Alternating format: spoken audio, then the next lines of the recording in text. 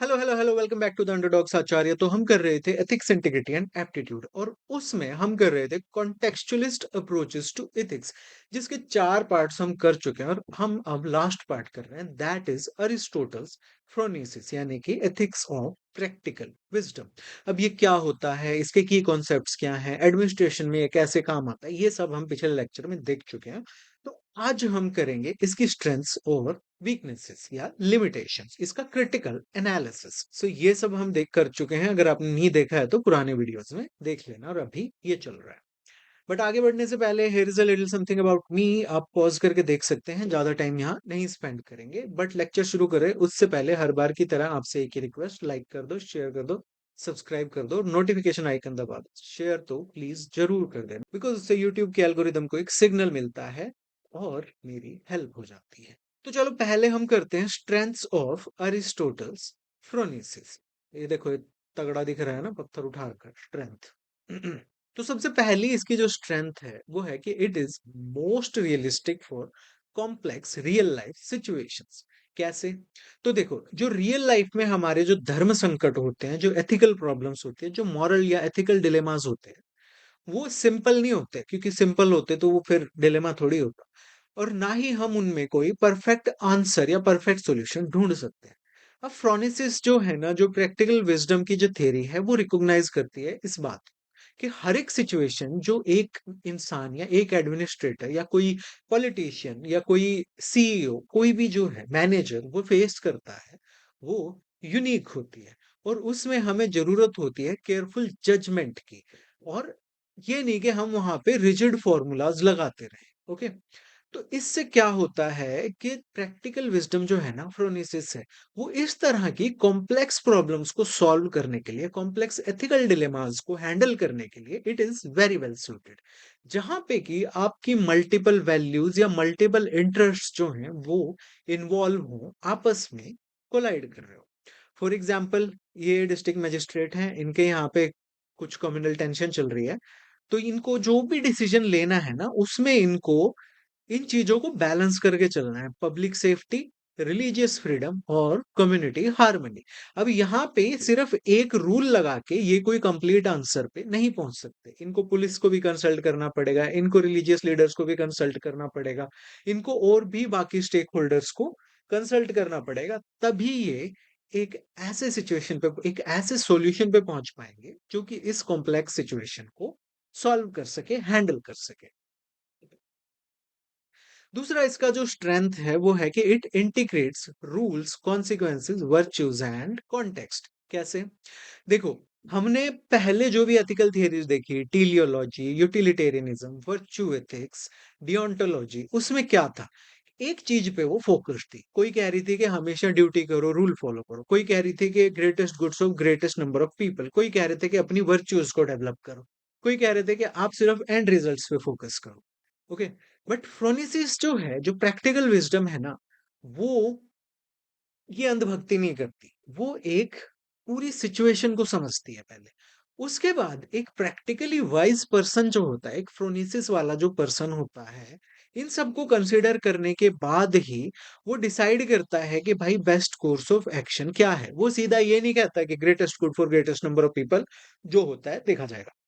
वो ये नहीं कहता कि भाई मुझे तो ईमानदार बनना है, ये वर्च्यू डेवलप करनी है, एंड मैं तो यही करूंगा ना। वो ये कहता है कि अच्छा, मैं अगर ये करूंगा तो इसका रिजल्ट क्या होगा, ये करूंगा तो इसका रिजल्ट क्या होगा। नहीं, वो पहले सिचुएशन को देखता है, उसके बाद वो अपना best course of action decide करता है। तो अरिस्टोटल ने इस तरह की प्रैक्टिकल विजडम को एक इंटीग्रेटिव वर्च्यू की तरह समझा था, जो कि इंटीग्रेटिव वर्च्यू मतलब जो काफी सारी चीजों को एक साथ लेके आए, जो कि अलग अलग मॉरल कंसिडरेशंस को एक साथ लेके आती है, ताकि एक बैलेंस्ड और एप्रोप्रिएट डिसीजन लिया जा सके। तो ये रूल्स क्या है, मतलब किसी भी सिचुएशन में अगर कोई एडमिनिस्ट्रेटर फेस करता है तो क्या होगा कि डिओंटोलॉजी उसको कहेगी कि कौन सा, क्या रूल्स हैं आपको जो फॉलो करने चाहिए। कॉन्सिक्वेंशियलिज्म उसको कहेगा कि भाई तुम कॉन्सिक्वेंसेस को देखो। वर्च्यू एथिक्स कहेगी कि भाई तुम ये देखो कि मॉरली राइट क्या है, कि आप जस्टिस, कंपैशन, ऑनेस्टी, करेज, क्या चीज आप फॉलो करोगे। बट ये जो है ना, फ्रोनेसिस ये कहती है कि सरकमस्टांसेस को देखो। अब एग्जांपल से समझो, देखो कोविड आया था इंडिया में, ठीक है? तो कोविड के लिए वैक्सीनेशन प्रोग्राम शुरू किया था, तो वहाँ पे गवर्नमेंट ऑफ इंडिया ने सिंपली ये नहीं कहा कि भाई जो पहले आ जाएगा उसी को पहले लगा देंगे, नहीं। उन्होंने एक प्रैक्टिकल अप्रोच ली वहाँ पे कि भाई पहले हम हेल्थ केयर जो वर्कर्स हैं उनको लगाएँगे क्योंकि उनको सबसे ज़्यादा रिस्क है।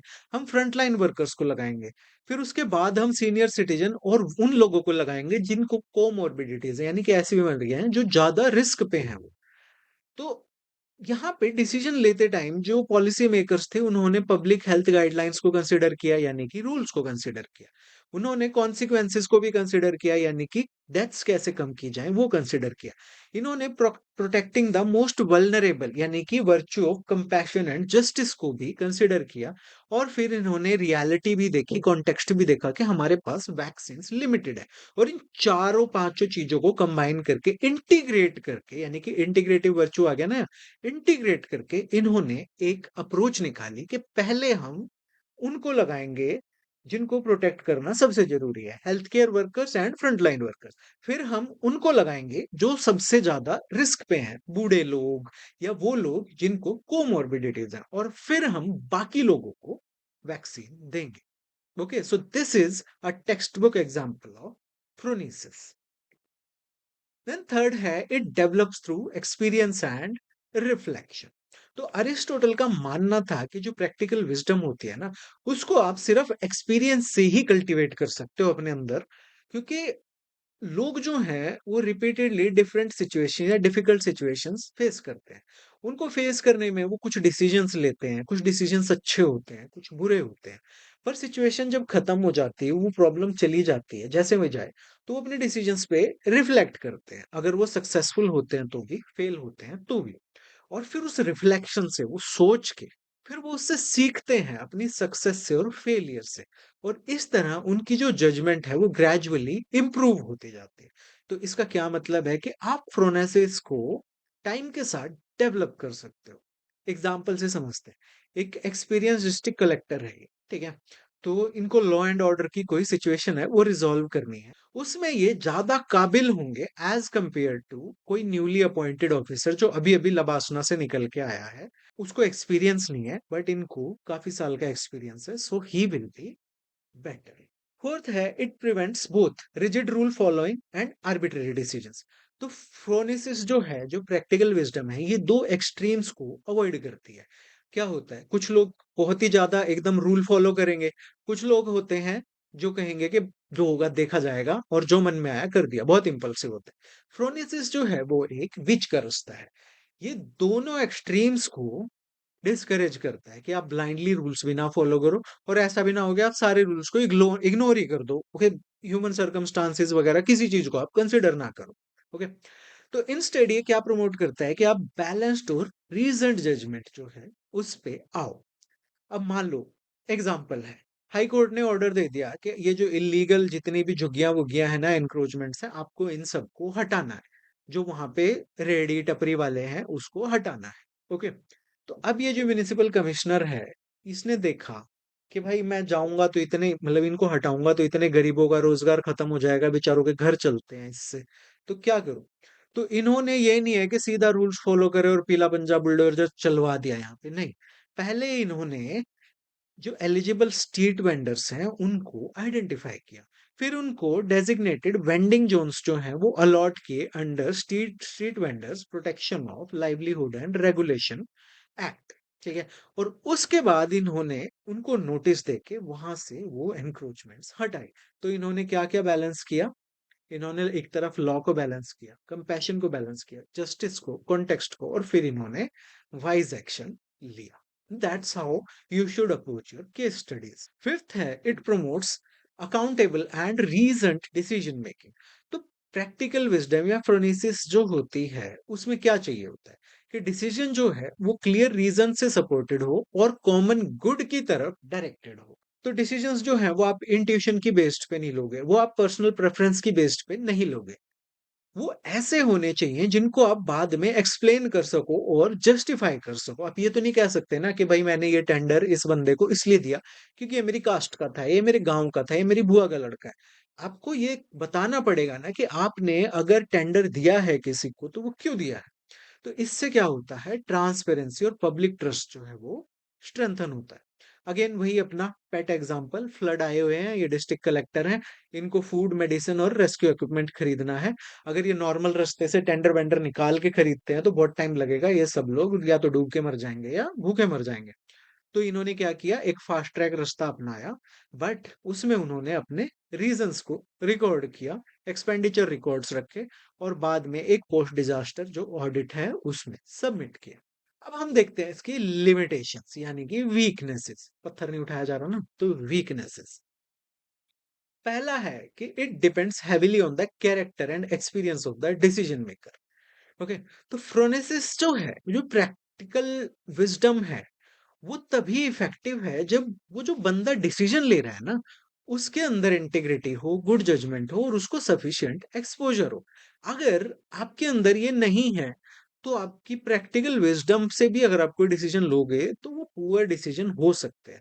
अरिस्टोटल ने खुद कहा है कि प्रैक्टिकल विजडम जो है वो एक्सपीरियंस और वर्चुअस कैरेक्टर से ही डेवलप होती है। अब एग्जाम्पल से देखते हैं, ये दो डिस्ट्रिक्ट कलेक्टर हैं, ये एक्सपीरियंस्ड हैं, काफी टाइम से काम कर रहे हैं, नया नया लबासना से निकल के आया, अभी इसको रील्स बनाने का चस्का है। ओके, लड़कियों के डीएम आ रहे हैं खूब। तो क्या है कि इनके यहाँ पे फ्लड आ गई या कोई डिजास्टर आ गया, अब जो एक्सपीरियंस्ड है वो फटाफट से रेस्क्यू ऑपरेशंस के लिए शुरू कर देगा, रिलीफ डिस्ट्रीब्यूशन शुरू कर देगा, मेडिकल एड, शेल्टर और पानी, बिजली वगैरह रिस्टोर करने की कोशिश करेगा। और जो दूसरा रीलबाज ऑफिसर है जो नया नया आया है, वो उसको समझ ही नहीं आएगा कि क्या हो रहा है, पूछेगा सीनियर को फोन करके, सर क्या करूं, इससे डीलेड रिस्पॉन्स हो जाएगा, अनसर्टिनिटी क्रिएट हो जाएगी, रिलीफ डिस्ट्रीब्यूशन स्लो हो जाएगा और ज्यादा डैमेज होगा। ओके, सो यहाँ पे ये लिमिटेशन इसलिए है क्योंकि क्वालिटी ऑफ डिसीजन जो है ना, वो एक इंडिविजुअल के एक्सपीरियंस और जजमेंट पे डिपेंड करता है। सेकंड है रिस्क ऑफ सब्जेक्टिव और बायस्ड डिसीजंस। तो क्योंकि फ्रोनेसिस या प्रैक्टिकल विजडम जो है वो एक इंसान की जजमेंट पे, पर्सनल जजमेंट पे डिपेंड करता है, और अलग अलग लोग जो हैं वो डिफरेंट कंक्लूजन्स पे पहुंच सकते हैं सेम सिचुएशन में। अब पर्सनल बिलीफ्स या उनके जो सबकॉन्शियस अनकॉन्शियस बायस हैं कि ये कास्ट बुरी होती है, रिलीजन बुरा होता है, ये लोग ऐसे होते हैं, या उनका पॉलिटिकल प्रेशर जो है वो उनके डिसीजंस को इन्फ्लुएंस कर सकता है, अनलेस वो constitutional values and rule of law से फर्मली गाइडेड हो। तो अगर ऑब्जेक्टिविटी और अकाउंटेबिलिटी नहीं होगी तो प्रैक्टिकल विजडम जो है ना, उसको मिसयूज किया जा सकता है, जिसमें फेवरेटिज्म, नेपोटिज्म, डिस्क्रिमिनेशन और इनजस्टिस जो है वो हो सकता है। अब एग्जांपल देखते हैं, ये एक डीएम साहब है, ये दूसरे डीएम साहब हैं, ये फेयर जजमेंट से काम करते हैं, तो इनको जो भी किसी स्कीम के बेनिफिशियरीज ढूंढने हैं, इन्होंने प्रॉपर जो डिजर्व करते हैं उनको ही वो बेनिफिट्स दिए। और ये दूसरे हैं, इनका कुछ और ही चल रहा है, इन्होंने बेनिफिशियरी सिलेक्ट किए कि भाई ये मेरी बुआ का लड़का है, ये मेरा सपोर्टर है, या फिर कोई पॉलिटिशियन का फोन आ गया, या चाचा का लड़का है, या गांव का है, या कास्ट का है, रिलीजन का है, इस बेसिस पे करे। दोनों ने कहा कि भाई हमने तो अपनी डिस्क्रेशन लगाई थी, फ्रोनिसिस के प्रैक्टिकल विजडम के बेसिस पे डिसीजन लिया था। बट यहाँ पे पर्सनल बायस जो है वो फेयरनेस को, इक्वालिटी को, इक्वल ट्रीटमेंट को अंडरमाइन कर रहा है, जिससे कि पब्लिक ट्रस्ट जो है वो डैमेज हो सकता है, और क्रेडिबिलिटी जो है एडमिनिस्ट्रेशन की, ऑब्वियसली वो तो डैमेज होगी ही। तो प्रैक्टिकल विजडम हमेशा कॉन्स्टिट्यूशनल वैल्यूज, ऑब्जेक्टिव क्राइटेरिया और रूल ऑफ लॉ में फर्मली रूटेड होना चाहिए, ताकि बायस्ड डिसीजंस ना हो। देन थर्ड है, it is difficult to teach और मेजर। अब लॉज होते हैं जो नॉर्मल हमारे कानून है, बीएनएस, ये सब, या एडमिनिस्ट्रेटिव प्रोसीजर्स होते हैं, rule of code of conduct होते हैं, इन सब चीजों को आप टीच कर सकते हो। बट प्रैक्टिकल विजडम जो है ना, उसको आप टीच नहीं कर सकते, उसको हम सिर्फ एक्सपीरियंस से लर्न कर सकते हैं, उसको हम किताबों से या सिलेबस से या एग्जाम से हम उसको ना तो सीख सकते हैं ना टेस्ट कर सकते हैं। प्रैक्टिकल विजडम जो है ये एक इंसान के कैरेक्टर, उसकी वैल्यूज और उसकी एबिलिटी टू जज कॉम्प्लेक्स रियल लाइफ सिचुएशंस पे डिपेंड करती है और उनसे शेप होती है। अब क्योंकि इसके लिए कोई फिक्स्ड फॉर्मूला नहीं है, ना ही कोई चेकलिस्ट, अच्छा आपने ये करा तो आपके पास प्रैक्टिकल विजडम है, ना ही इसका कोई टेस्ट है जो कि इसको एक्यूरेटली मेजर कर सके, तो इसमें एक प्रॉब्लम क्रिएट हो जाती है। एग्जाम्पल कि दो आईएएस ऑफिसर्स हैं, इनको लवासना में सेम ट्रेनिंग मिली थी, बट फिर भी जब ये ऑन ग्राउंड काम करते हैं तो इनमें से एक तो कॉन्टेक्स्ट को समझता है, सभी स्टेक होल्डर्स को कंसिडर करता है, रूल्स एंड ह्यूमैनिटी को बैलेंस करता है और टाइमली और जस्ट डिसीजंस लेता है। जबकि दूसरा है वो सिर्फ रूल्स पे फोकस करता है, प्रोसीजर पे फोकस करता है, कॉन्टेक्स्ट और इम्पैक्ट को इग्नोर करता है, इनडिसिसिव है या ओवरली रिजिड है, ये थोड़ी स्पेलिंग मिस्टेक्स को इग्नोर करना, और ये अपने डिसीजंस में या तो डिले करता है, पुअर डिसीजंस लेता है। सेम ट्रेनिंग मिली है दोनों को, बट इनकी जो प्रैक्टिकल विजडम है दैट इज एक्सट्रीमली डिफरेंट। तो ये लिमिटेशन है क्योंकि कोई फिक्स्ड मेथड ही नहीं है कि आप किसी को सिखा सको प्रैक्टिकल विजडम क्या होती है, कि किस तरह से आप ऑब्जेक्टिवली सिचुएशन को असेस करो। ओके, तो जैसे स्ट्रीट स्मार्ट्स आप किसी को नहीं सिखा सिखा सकते, जिसमें है उसमें है, या फिर एक्सपीरियंस से उसको आएंगे। तो प्रैक्टिकल विजडम जो है ये डेवलप की जाती है, इसको आप डिलीवर नहीं कर सकते। ये एक्सपीरियंस से ग्रो करती है, सेल्फ रिफ्लेक्शन से ग्रो करती है, मेंटरिंग से ग्रो करती है, और एथिकल प्रैक्टिस से ग्रो करती है, बट धीरे धीरे टाइम के साथ आती है। फोर्थ है कि it can be misuse to justify arbitrary decision, random decision. तो अगर आप प्रैक्टिकल विजडम को रिस्पॉन्सिबली एक्सरसाइज नहीं करोगे तो ये एक एक्सक्यूज बन जाता है अपनी पर्सनल प्रेफरेंसेस को डिसीजंस में, एडमिनिस्ट्रेटिव डिसीजंस में बदलने का, जिसमें कि फिर करप्शन होती है, फेवरेटिज्म होता है, नेपोटिज्म होता है। तो एक ऑफिसर जो है वो डिस्क्रेशन को यूज कर सकता है और वो कह सकता है कि भाई मेरा रियल मोटिव जो था वो पर्सनल गेन नहीं था, वो तो मेरी प्रैक्टिकल विजडम है। ठीक है, तो अरिस्टोटल जो है वो कहते हैं कि नॉर्मली सिंपली चालाक होना और प्रैक्टिकली वाइज होना दो अलग अलग चीज है, क्योंकि प्रैक्टिकल विजडम में आप एक कॉमन गुड की तरफ जाते हो, जबकि सिर्फ क्लेवरनेस अगर आपके अंदर है तो आप उसको सेल्फिश पर्पसेस के लिए यूज करोगे। अब एग्जांपल देखो, ये एक ऑफिसर है।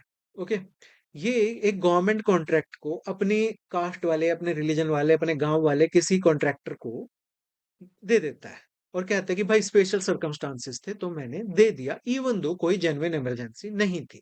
ओके, तो ये लिमिटेशन क्यों है?